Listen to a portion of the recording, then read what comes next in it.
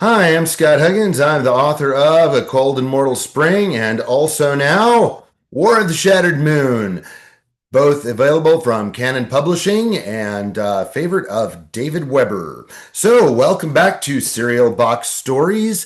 This is the 5 minute serial where we go through a story I've written and I get to read it to you. We were in the middle of Giantkiller, available in Heroes in Training, edited by Martin Greenberg and Jim C. Hines. So, without further ado, let's go on to our next 5 minute segment. All right. Jack turned to the stranger, kneeling beside him, and found his path blocked by the other cow, who, now that he could see them together, looked exactly the same as Milky White. But this cow was looking up at him in a fury.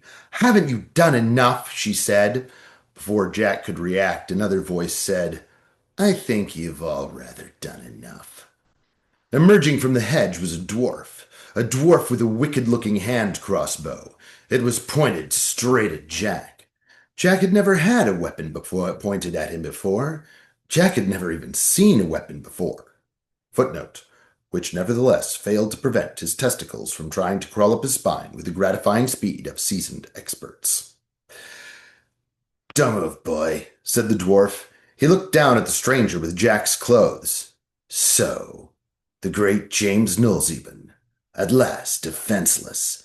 Bulganova fought well, did she not? One of our side's greatest agents. I don't know who your double is, but I congratulate him. I've never seen Bulganova unspelled before, though many tried. Almost fooled us. I hoped I'd be the one to kill you." He looked from Jack to his double, grin widening. "But I never dreamed I'd be so lucky as to get to do it twice." The stranger, James, was breathing in labored gasps, blood staining the road. "The boy knows nothing. He got out to you, boy. I knew you were our enemy, Rumpel, but I never thought you'd betray your own kind by siding with the giants." "Really?" said the dwarf. "And why do you think they call me the Stiltskin? The giants will make me taller than any of you dream. But enough of this." He turned, pointing the bow at Jack's heart. "Will you die honorably as your master does, or will you further insult my intelligence by pleading that you know nothing?"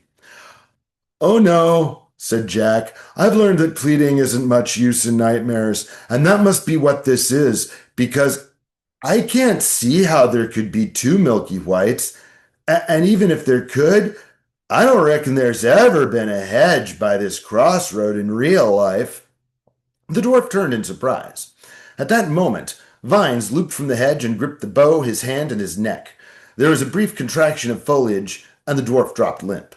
The hedge contracted, collapsed in on itself, and became a dark green figure with long, flowing hair. Jack stepped forward on quaking feet and addressed the dryad. "Thank you, miss." "What do you mean, miss?" the figure said in a brassy tenor.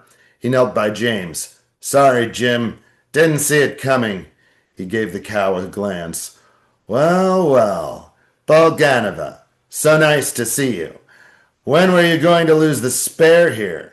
His chin gave a jerk toward Jack. Milky White simply mooed. "Don't play dumb with me." He picked up the lead and looped a tendril of vine over the cow's neck. "I know that little enchanted bell won't let you move much, but you can talk just fine." "What are we going to do?" asked the other cow. "Oh, she's too valuable for Hamburger, don't worry. We'll find out everything she knows. We don't often get a chance to interrogate a deep cover cow." "Not her," said the other cow. "The mission." "What mission?" "That's on a things man was not meant to know basis," the cow snapped. "James is a man, I'm not," replied the green man. "You can't replace him," she sneered. "Our contact is expecting something that looks vaguely human, not a half a dryad." "That's hamadryad," said the green man, his voice going cold. "And look who's talking about human." James coughed and both their eyes fell on him. "I believe that the watchword of the agency," he labored, his own eyes falling on Jack, "has always been improvisation." Okay, that's a good place to stop it for right now. And so we will continue next week with part three of Giantkiller. Hope you enjoyed it.